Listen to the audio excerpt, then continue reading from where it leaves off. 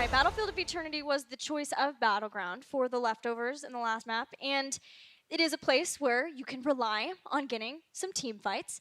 Tomb of the Spider Queen, another Leftovers pick, is not available. It was banned. Where are you expecting then to see Leftovers take us if they choose map? They've bounced around a few times. I've seen them in the past move to Dragonshire pretty often, but they actually fell out of flavor for them a little bit. I could actually see a Towers of Doom. Towers of Doom and Volskaya Foundry have made a major resurgence in the HGC Europe, and we could definitely see one of them get picked up here. Absolutely. This is, of course, if Leftovers go for the map choice. If they go for first pick, then we're starting to look at the one map choices where we're down to basically Sky and Infernal. If you're looking at their top map picks, where they like those wider maps where they can make more rotation-based plays. I mean, you gotta go Sky if that's the case, right? Both are viable. Yeah, and both of them do like shrines. So what this does put in is that we have a fair fight for game 2, similar to the last one. Nothing too fishy could happen here. Right, Yes. on Sky Temple, you can suddenly screw up a rotation, you get punished by the temples, you get waited out the entire time. So we go to Infernal Shrines, it's going to be a pickup by TheOne.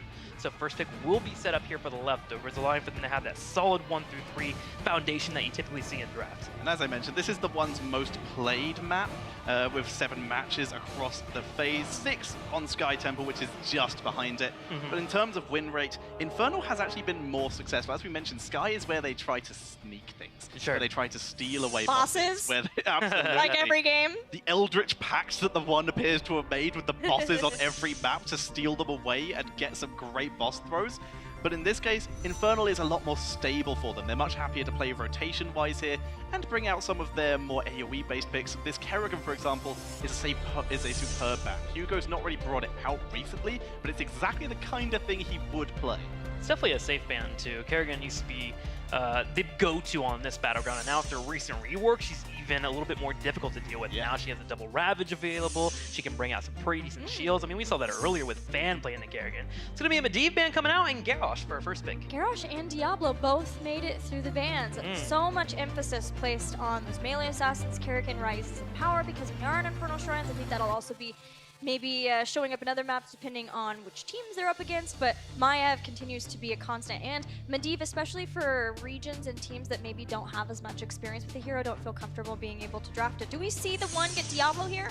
Yes, They we do. They do, although we have seen so far Diablo has struggled into Garrosh, but in terms of pick priority, this is high up there. Actually, no, this is quite low. Sorry, I've misread my stats there. This is a low priority for TheOne. They have played Diablo twice this season and banned it 15 times. They have avoided this hero a lot, and now they're playing it into one of the heroes that is, historically wise, pretty good against Diablo. They do have a saving grace, so with Diablo being on this Battleground, you get that shrine control and that explosive arrow coming in from Hanzo. It means that you are looking to fight around the shrines. But Leftovers answer back in kind, and immediately moving into the Alexstrasza. We've seen some white main here and there popped in too. You're able to get a lot of healing out, but Alexstrasza gives you that dragon form, and you have Gul'dan to poke from afar, you got corruption stacks and a solid late game already built into. As far as Diablo for TheOne, it feels like this is an adjustment to what is tournament meta, but also Anubarak was played so much in China, in the eastern regions, and as people started to figure him out, one of the counters that felt like it was coming in was Diablo. You know, if he goes in at the wrong angle, suddenly he's slammed, he's got a squishy health pool,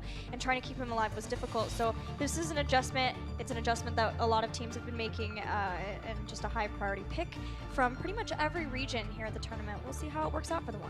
Deck of Cain sneaking in here for ZJZ. He has very much liked the hero, and Hugo is bringing out the Illidan. This once again can explain the Malthael ban a little bit more as well. They don't want Diablo, since he's potentially going to be a solo tank here, to get absolutely punished with a last rites. Illidan into a Garrosh, so there's two sides of the coin there. One, if you get hit by the Garrosh and get stunned out, you're dead. But if you're able to dodge out on his full-on engage and you chase him down, typically you can bring the rest of the team down too. So while I'm hesitant about this Illidan pick, it is TheOne, China bringing it out, so therefore I am excited. Leftovers answer back with a Grey Mane and a traditional response. Arthas. Gotta pick the Arthas. That's I almost was hoping maybe we get Hee back on Arthas if they wanted to go into this Illidan route, because it can be such a counter being able to slow him down. So here's the question. How do you punish this Arthas? With that now on the board against an Illidan and a Diablo, you need something to burst through it. Malthael could have fit in here with maybe someone else, but maybe, for example, Lies picking it up. But now they're gonna bring out Kael'thas. A Warcraft 3-esque rivalry coming in. I love it.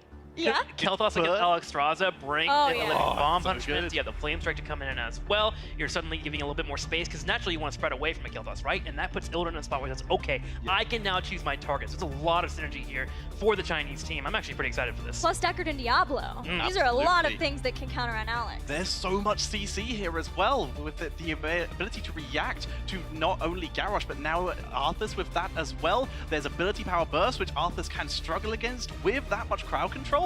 This could work, especially if they have Illidan offlaning. An army. And You can kill army blow pretty 'em up. fast with Kael'thas. That's a kind of an old school counter. Ooh, This could be good. that's a 2-0 to 1. I don't know. I am worried for Leftovers. Yeah. I am actually suddenly very hesitant to say that I would still go for them. But Leftovers, they are a team that know how to move in those team fights. If they can survive a couple of Shrine phases and get to late game, Gul'dan by himself will burn down a Hanzo, a Kayn, or even an Illidan. This is definitely winnable for the Leftovers. Deckard Cain is going to struggle with the healing against Gul'dan, and there is a reason Kael'thas isn't picked that much. If they can avoid the CC, Greymane especially, if Arthas can get onto him, Kael'thas might struggle and could get blown up here. First Kael'thas of the tournament, maybe not the last. Let's head back to the casters for the last game of the day. It's gonna be a spicy one, but to be honest, I want the Leftovers to come out swinging, and if it's only to show that region trader Tetcher what's what. You know, they're a region not full of many surprises, Yeah. but then they bring out all these different surprises. So, you know, they come out with the Illidan and they say, let's just bring up the Kael'thas too. I'm a big fan of it personally. I feel like it's pretty spicy. We saw Lily in game number 1. Now we're going to see the Kael'thas in game number 2. If they can find some value with some big, you know, flame strikes on top of the living bomb, maybe when all these members are clumped up because of the abundance from Alexstrasza, it could actually be pretty viable. I've been really critical of China in the past, and I also don't really think that China is going to do too well here at the tournament at BlizzCon, but I would be very, very happy to be proven wrong by the team. If the one can really have a great standing in the group and maybe kick some of the favorites out there, that would be fantastic for the tournament. So we're starting things off with them on the left, CJZ on Deckard Cain, Meng playing Hanzo, Hugo on his Illidan. We have Heihei on Infernal Shrines on Diablo, and Lies on the Fire Mage. He's playing Kael'thas. And looking to tie the series up 1-for-1 to get that 1 point on the board for day number 1. It's Diaby on Gul'dan, Body Boss on the Arthas, Linked on Alexstrasza, Mopsio playing his cover to Garrosh, and Blakitny on the Greymane. So already we can see a composition which is designed to get in, get kills, and get out. It has so much punishment potential, especially for that one big flex that we know that the one are great for, which is that Illidan. The wild card obviously being the Kael'thas, but the Gul'dan, there's a point that says to me, if they do start losing these objectives, Gul'dan arguably one of the best for defending. And DAB is actually fantastic on Gul'dan. Like, next to his Tracer and also the Liming that we oftentimes see from him, his Gul'dan is absolutely fantastic and demolished him single-handedly at times. I'm really curious to see how Leftovers are handling this now, since today, as we said before, wasn't really the best start for them into the tournament, and they are a team that really relies a lot on they want to play, they want to have fun while playing. That's usually when they are the most relaxed, and the more relaxed they are, the better they play. But if they feel the pressure, they can literally force them to sometimes make mistakes that they usually won't do. So there's like a huge question for me right now, how much pressure do they feel? But here up the top, the only one who's feeling pressure is Hugo and his Illidan. Beautiful dive there by Hugo. I mean, pixel perfect once again to dodge out that Howling Blast. Once you're locked in that Frozen Tempest, very, very hard for you to get away from that one. But he has the ability, especially on land when there is no ping, to jump out of harm's way and deny an early 1 minute first blood. So right now, also with Greymane, you have, of course, a lot of the camp control on the side of the Leftovers, which we've already seen, immediately committed to. You see the one doing basically the same, but they don't have that Greymane factor in their composition, so they are definitely a bit slower on these moves, and that allows Leftovers to pick up that second camp towards that bot lane as well.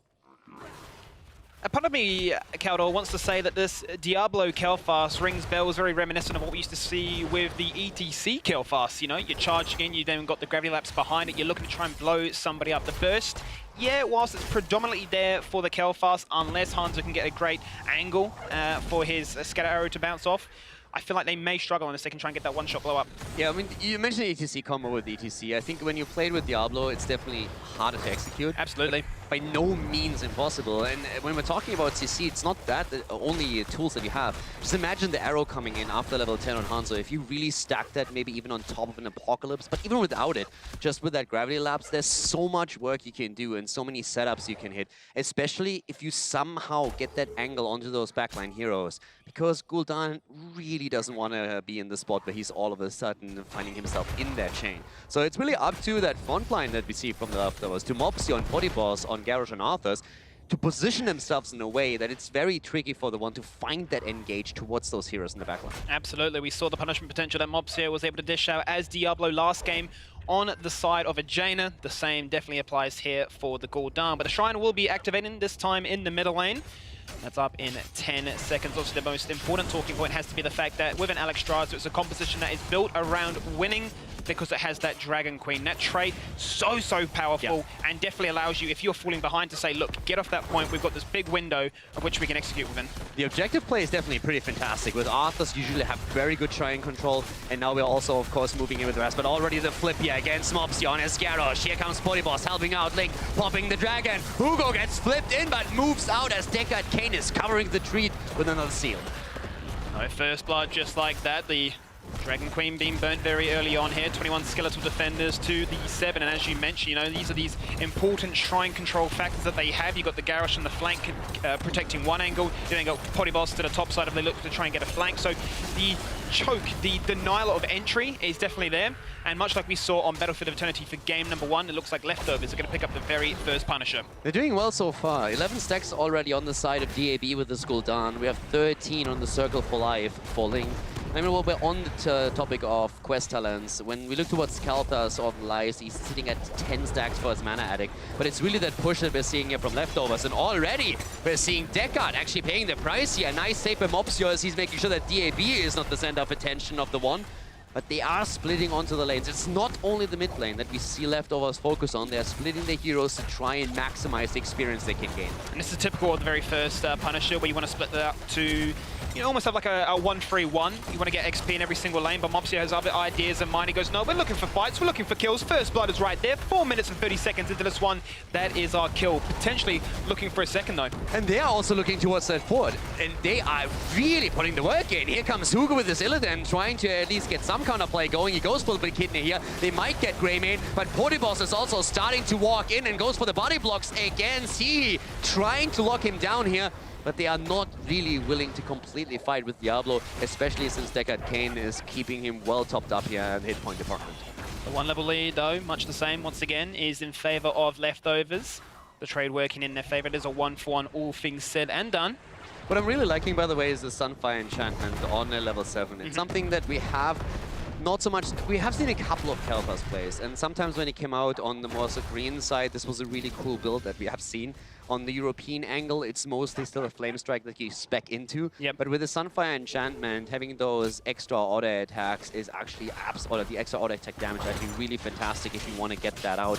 And with all the CC that they are stacking and trying to provide enough space for Kalthas to operate in that space, yep, it can be extremely powerful.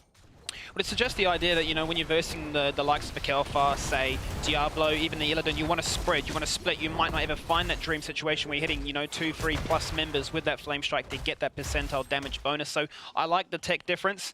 And Leftovers right now are playing this lull moment quite nicely. Still retaining that 1-level lead. They are going to get those heroics online very first. And they're going to spec into those mercenaries to try and accentuate the ability. But it's next Punisher side.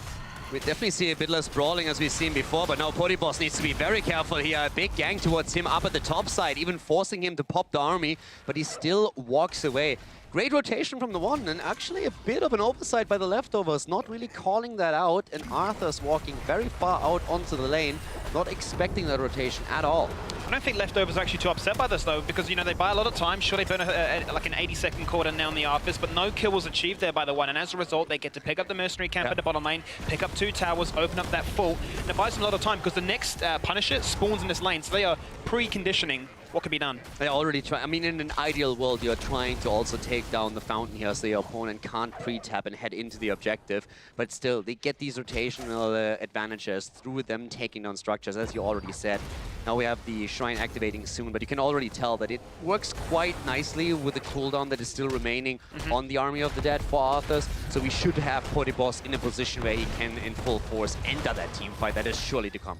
Level 10's online. We're not going to see any spiciness with the Pyroblast. It is going to be the Phoenix for that point control to try and even out the difference when it comes to holding those points. But yeah, Caldor. I mean, the one thing that I also want to highlight is that as the game progresses, Illidan is going to become so much stronger. He even goes into Metamorphosis here, not trying to play any kind of macro game shenanigans with the pseudo-global, but instead it's all about late-game team fights. And typically you see them actually go into the hunt for the sole reason if you're going to go see some marksmen, you want to split push, you want to get stacks. Yeah, and once again, already set up here. Lornado comes through. They're wanting to be careful, especially Deckard is in trouble, and he goes down first. Go for the throat, gets the kill, and that's not actually going to be a Dragon Arrow, it's going to be a Dragon Strike. Hello, is this a Hyperion? Are we playing Raynor right now? Not getting the value, though. The first one down, the second to follow. Illidan is dead, and so is Diablo. Oh my, what an absolute shenanigan when it comes to this second Punisher right there. Ultimates used, cooldowns burn, but ultimately the power of that first pick onto Deckard Cain proves to be far too strong. The Dragon Strike out of nowhere. Definitely didn't even see that coming. Didn't even look at it at that point. I see it coming across my screen. I'm like, hang on a minute. I was like, that's not a Dragon Strike. That's not an arrow. Nobody stunned in place right there. The damage comes across, however. Hey.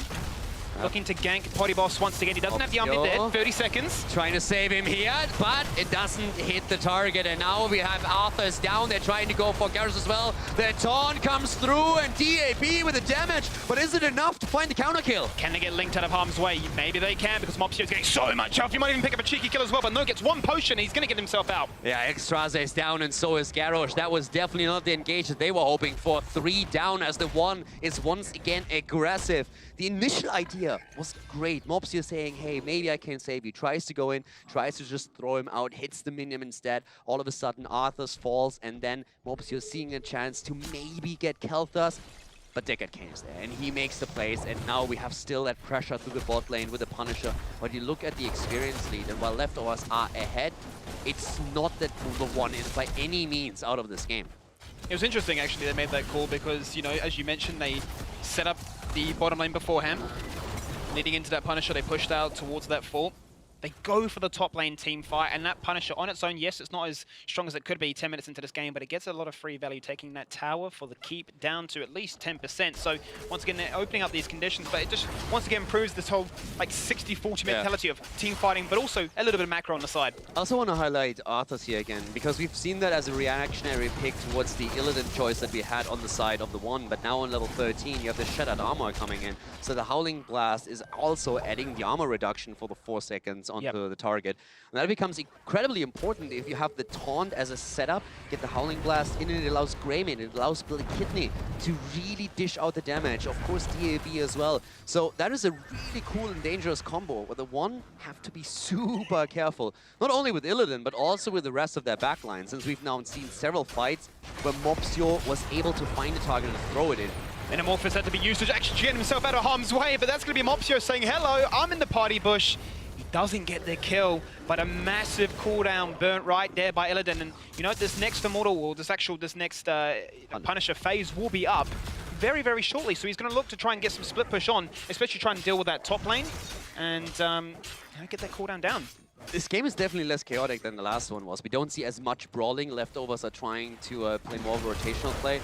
I still have to say that they need to be careful with the offlane, since Poryboss several times was heavily attacked and rotated on by TheOne, and oftentimes it was in a situation where he didn't apparently expect it. So something might be slightly off with the communication on the side of the Leftovers, because you're normally, I mean, I've been sitting behind them in some of the scrims listening to it. They usually are very, very good at calling these things out, but it feels like some of the communication has slightly fallen off here. Arthas died only once, but they need to be careful that it doesn't have a bigger consequence later on in the game when the death timers are increased. Illidan is up there. 16 now, also so important for the next one. I mean, there's no way TheOne gets 16 before the next shrine. He's got his Metamorphosis bow back up, which is what we wanted to see. That gives him some time to try and respond for this next team fight. But level 16, as you mentioned, is the big one. Yeah, Gul'dan is getting very, very close for completing that level 1 quest, and that Corruption really starts to pack a punch, especially with the level 16 talent. The bonus damage it does, yeah, the Ruinous Affliction is gonna get so much value here, especially once that we have the level 1 complete, and he's sitting at 30 stacks right now. So throughout the next objective, it's very likely that we're gonna see this happen. Talking stacks, amazingly important also that he on Diablo is currently sitting at 76, so he's not quite at 100, but he's still very tanky with his Diablo, but he needs to be careful because if he falls and he's not going to respawn immediately, he's trying to get that completed, hitting 83 now, but still, as the objective is about to spawn, the one has a decision to make.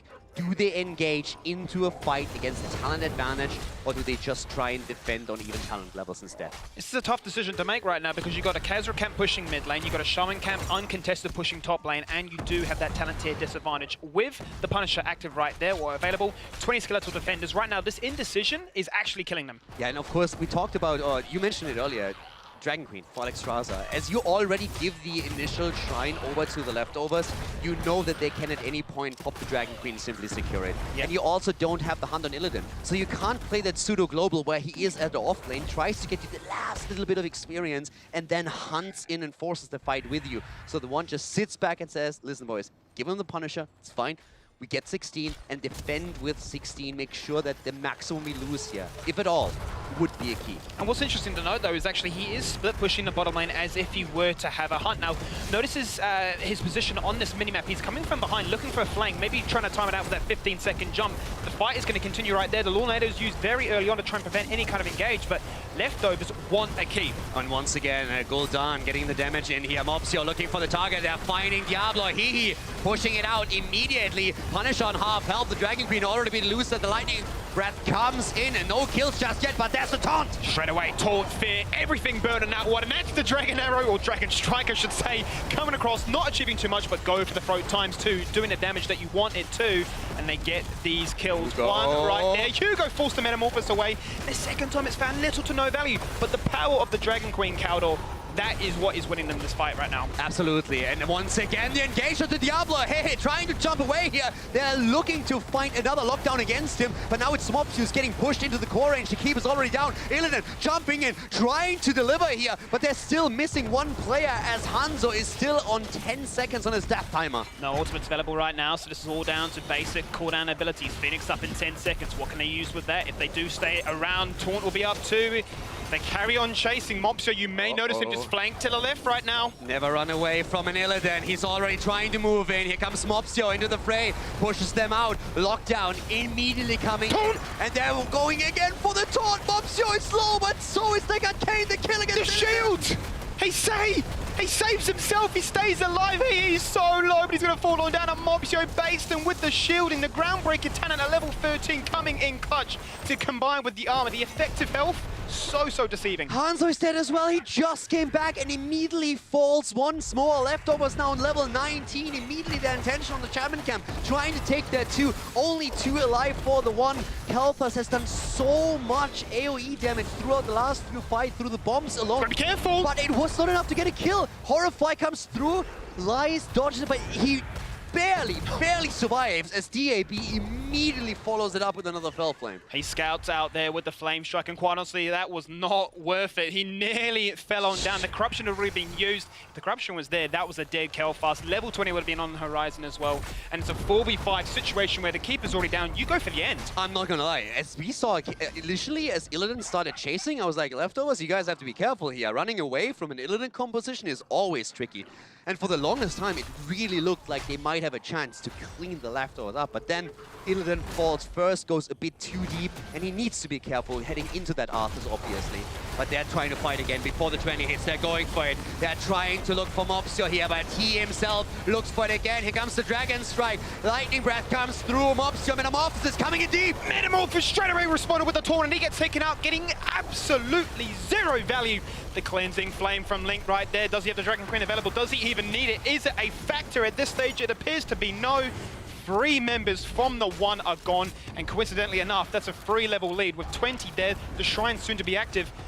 I don't even think they want it. They say we get the keep, respawn time is about 30 seconds. We don't even need it. Good damage from Kelthas, though, trying to defend here, but we already have Leftovers setting their sights at least onto the keep here, if not more. The mid keep has fallen already, so there's a chance to go for the core, but they're currently trying to play this safe. Keep number 2 attacked at the bot lane. That's also where the Shrine spawns. Leftovers clearly with a plan to take the keep back off and go for the objective. The discipline there is fantastic. Dragon Queen will be available. They have the keep. They're going to get the Punisher. That's going to end the game. 17 minutes into this this one with that still massive XP differential. There's no chance at this stage, within this time frame, that they're going to pick up 2 levels. You even have the problem that you can't bait the Punisher really into the middle. No, because it's gone as well. Exactly, and we're also talking about another Arcane Punisher here.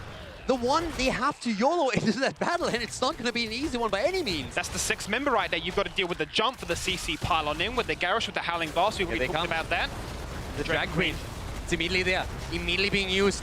Boss at the front, once again, Mobsio in the back already against Hugo. He's waiting for the taunt, he's waiting for the opportunity. Arthas is there, trying to walk them down there, looking for the engage. And the killer screaming goes over the wall. Oh, he's absolutely feral right there. He goes in twice, gets both the carries. Hanzo and Kel'Thuz deleted off the ball. Did fear need to be used? Of course not. He jumps, he hops, he skips, he kills. But Greymane, Blake Kidney playing the big bad wolf here, taking down 2, and then Illidan falls as well. They're trying to run down here, you know, and also Deckard Cain. Everyone about to fall as the Leftovers are on a tear. They want to end this game. The Punisher already moving down through the bot lane. Deckard Cain is falling, and they're going for the last remaining player of the Chinese team. That they are. He indeed is what they must be feeling right now. I'm sure there's a smile on Mopsio's face with this one, padding the stats. He is dancing, he is rocking out. Even he is rocking out too. The vibe is good here on the final game for day number 1 as we tie up this series 1-1. Blake Kidney, the only one on the course, saying like, guys, this is serious business. Okay, I got this. The rest of the team dancing with Diablo. A 1-1, and I am not sure. I think for Leftovers, this is, despite the victory on the second map, still something where they are looking at the series and are saying, we wanted more here. This is not quite what we are happy with. The one, on the other hand, taking a game of Leftovers, taking a game of Tempest, I think they are pretty happy with their performance of day number 1. I mean, we talk about growth for these regions. You look at what they did at the mid-season brawl, not winning a single game, losing to Mindfreak as well. That was their toughest opponent, quite honestly, against ANZ. But they come into day number 1 for BlizzCon to show that growth and say, we can challenge Korea, we can challenge Europe. Yes, it's a 1-1, but that's a massive result for them. Yeah, and this is, again, for Leftovers, this is a position where they're okay. We at least got the map, but at the same time, they were hoping for more here. So that is setting a really interesting scenario now for us heading into day number 2. Because at this point, the one must be feeling pretty happy. Yeah. That shakes up the group significantly. We could actually all of a sudden look at one of the Western, even Korean teams that might not make it out of the group stage, depending on the performance of the one in day number 2, 3, and 4. Absolutely, it's a situation where the one could be the team that people are actually relying on to get certain results to put them through, and it's a situation that we will continue throughout the day, but we're going to chuck it back to the desk for the final time today, enjoying day number 1. Yes, indeed, Leftovers get an all-important point on the board. But Tetra, I feel like you and I failed Trixler a little bit here, not warning him that in China, Dragon Strike is more meta than you might think. Yep, came to an international event, put it out of my mind just like they wouldn't dare, would It's they? pretty crazy. Like, I'm happy Leftovers got their win, right? We finally saw the coordination that can happen for Leftovers. You saw DAB destroying with the corruption, but PSA for everyone, don't go Dragon Strike. It never works out, especially when you're putting Illidan on the back line to kill an Oxtraza. Yeah. What would be great? Maybe some CC that can lock her down so she can't go into Cleansing Flame, and yet they just go Dragon. Why would you do that?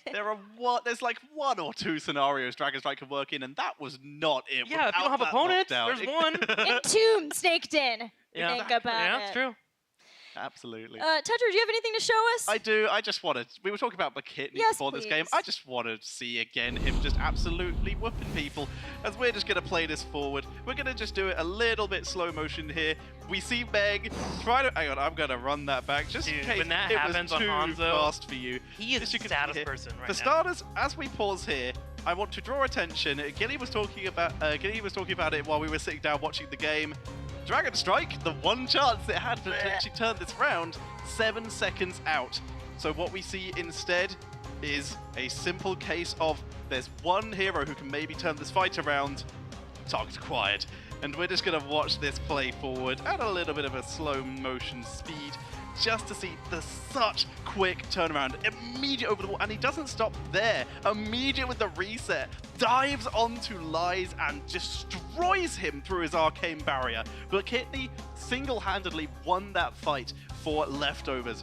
But the fact is, the entirety of the team was playing so well and so synergistically throughout the day. Heckin' good sidestep on the Horrify, though. Yeah. But talking about a Gul'dan, that fight was all Blakitney, but there was a fight before that, Trickster, so where pretty. Echoed Corruption got far too much value. After the keep had been killed in the middle lane, you saw the rest of Leftovers backing up. And you have to against an Illidan. If he finds that angle to finally get a pick and he has Kel'Thas to follow him up, you're going to find a couple of kills. But they just kited him in the most masterful way, and DAB landed a 4-man Corruption, and that allowed for Mopsio to turn around and force a fight with the rest of his team. And he walked away, too, with barely any health. So what does this mean now, as we talk about the implications of not only this match, but the one getting a 1-1 score with Tempest, too? The big deal is that for Leftovers, I asked you before, can they ramp up? My concern for any team that expects to ramp up through the group stage is that with a single elimination bracket stage, and the seeding that comes directly from groups, you could be against an opponent in the single elimination round of 8 that you don't want to be against. Yeah, you're trying to dodge Genji. I mean, let's not beat around the bush There here. we go, Third and fourth spot, Genji is definitely someone that you're probably going to have to face off against. So every win, starting with day number 1, is important, as Gilly's mentioning here. And now Leftovers in a spot where they went 1-3 today. That hurts. The next couple of days, it's got to be on their minds. And then we look at TheOne. They've already gone past 2 of their potentially tougher opponents. The one Korean team in the group in the form of Tempest. And now taking out the European team, who actually had a pretty solid series against Dignitas on the second stream. And they were able to take maps of both of them. The bottom of the table is now an absolutely terrifying area to be in, because the team that everyone thought might be the second team to take points off of is taking points off everyone. So if we're considering the one's run then, for sure they must beat Mindfreak, I feel. We're going to take a look at the group so we can talk more about this. Must beat Mindfreak. And then if they can at least tie maybe Heroes Hearth, then they could potentially be looking at an upset there. And it depends on how Heroes Hearth also face off versus teams like Tempest versus Leftovers too, and how things start to shake out for Leftovers and Tempest themselves, since now they have lost those important 2 points when you think about it. Because when you look at that match, it's not just 1 more point, it's a second by getting the 2-0. And you want to make sure they're 2-0, right? You want to be able to get that 2-0 on Mindfreak at least for those 3 points. Because you know Tempest is going to bang out a couple of 2-0s themselves and jump up in that roster right there. I mean, we have not seen the end of Tempest at all here on day 1. Absolutely, and with the match that Leftovers put on against Dignitas, there's a good chance they might be able to take a point or 2 off of Heroes Hearth as well. We'll be seeing that over the weeks. But right now, like we said, every single point matters, and Group B is looking incredible right now. But here are tomorrow's games. Tomorrow we have 7 more best of 2s, and there will also be some more matches played on the alternate stream. But here are the first 4 for tomorrow. Tempest versus Mindfreak. A place for maybe Tempest to start putting some more points on the board, or Mindfreak to get their first one. Heroes Hearth versus Leftovers, that's going to be a banger of a match. Goodness, I'm excited for that one. Team Dignitas then has to go up against TheOne. TheOne is getting out all of the most difficult opponents right away. And then finally Leftovers versus Tempest. Ooh, that could be good. Yeah, I feel like the Leftover matches are the matches to look out for tomorrow, but I cannot lie and say that TheOne is not a team that has not caught my attention. Tomorrow against the Dignitas, I am going to be focusing on that match as well. We're actually in a really good spot for tomorrow. Our day 2 is stellar. I've been getting shades of E-Star from TheOne. Is that the last time a Chinese team actually made it out of groups? I think it might be. I think so. And it was such a surprise, but what worked for them was sticking to the core, right? It was playing the Illidan Vala double support, I think, hyper carry, just like Valas and trust in Xingxi all the way, and maybe TheOne can do it here at this tournament. I think it would just be awesome. I mean, I enjoy them sticking with their identity. This is a team that's playing what they play over in China here in America. The only thing I would back up on is the Dragon Strike. Other than that, continue to do your thing. Go ahead. We love watching it, and it puts on entertaining games. Final thoughts, Thatcher? I'm excited to see China doing well. TheOne style is adapting incredibly well. We've seen them at previous tournaments where they did try to adapt to the meta, and as Trick said, I am also incredibly happy. I agree with you so much that they are just sticking to their style, and it's adapting so well. They've completely learned from previous international tournaments, and that's great to see. Yeah, it's excellent to see every region trying to bring their A game, and we've had a phenomenal day 1 of opening week. Thank you all so much for hanging out with us. We'll be back tomorrow with more Heroes in Storm and more HGC Finals. Good night. being as defensive as they were. But the question is, without Heroics and Tempo closing in on a lead here, are they going to still be passive? And the answer is no. Here's the invade attempt. Fan finds a combo. It's a big one there. Immortal trying to survive, but double kill here for Tempo Storm. About to be, oh baby, a triple. He's getting thirsty there as Laurent goes for the flank. Kim's the focus as Last Right's going to be used. Shadow Charge against the wall along with the bunker. Last Right's not even needed. There is a kill as Kim will be back with souls, but Bait Cheek's now the focus after the Luna Flare. Good night. Tempo finds 2 kills. And that one miracle fight just barely out of grasp. That play by June right there is going to be enough to help seal the deal. That play on the Immortal, you can see Fan just goes out there. That play by June is enough to put the stamp on this game. And it could be game if anyone else dies here, Trixler. Yeah, it certainly could. You're going to see them pushing this bottom lane. Judy once again having that Shadow Charge available. Scorpio has to hold the root! Big whoop connects, so that's going to be a second pick, possibly a third. Nurok trying to retreat away low on. Something everybody mentioned, it's protect the Hanzo. Yeah. There was a Groundbreaker and a Hammer coming in there to meet. Li Ming's going to follow up on the combo. Dragon Arrow in response as well as the Earthquake. And now the damage coming out. Bunker's down in response will buy some time. But you can see the health bars of BTG are low right now. 619 trying to get away from here. And he is indeed. 619 is so desperately low. Doesn't have 100 seconds, so he's going to fall on down. The AFOC isn't going to find much value whatsoever. And Locktower is going to be the next casualty in what is a triple kill. Their goal was to get out of the group. If you want to make that happen, you need to take down the Chinese teams, but you need to find wins somewhere else. And who do you find them against? Is it Tempo Storm? Is it Liquid? It doesn't look likely so far. Oh my! Again, a big fight, a double and a triple kill, as we are seeing Liquid going strong. Tornado getting coming the 10. Lornado also securing another kill as Hammer falls and... If they can somehow win a team fight here, then they can come back in this game, but it has to be a decisive victory. We're going to see the Cocoon committed here early. Triple stun to try to buy time. Glowering is engaging hard on the backline, but it's not enough. Huge stun coming out from Kocha, and now the taunt is real. June, no way out. It's 2 kills already. The Void is just a second too late, and this Keep isn't even firing. They can go deep. Kocha going to go ahead and activate his Absorb here, and this looks like the beginning of the end. Cattle falls, 3 members down on the side of Tempo Storm. It's just having so much freedom. It's not even a Starfall here. It is the Shadow Storm getting a little bit of healing, but it's not enough as Locktar is getting dropped to run, not able to keep up with the healing. Yeah, Frankel got the reset #1 there. I don't think he's going to switch right back. Actually going into the wall, finds a third. Oh my god, he's not Frankel going to get the 4th, but he will get enough kills there. Cyber Agility should be up in a couple of seconds. He's thinking, oh! And the Dragon Blade over the wall! Frankel has no mercy here for beyond the game. Cooldowns are back up again, but the one is looking for the engage. They are indeed. Top lane Keep is still taking damage, but the Warlord challenge is absolutely massive. Followed up there by the Blizzard, as well as the March, and none just like that. One member falls on down, a second is going to fall in full pursuit right there. Lies. He's really telling lies with that health bar because he was so close to death, but the Ice Block comes in absolutely clutch. All the members of the One flirting with the idea of death, but they just still go. The Drag Queen. It's immediately there, immediately being used.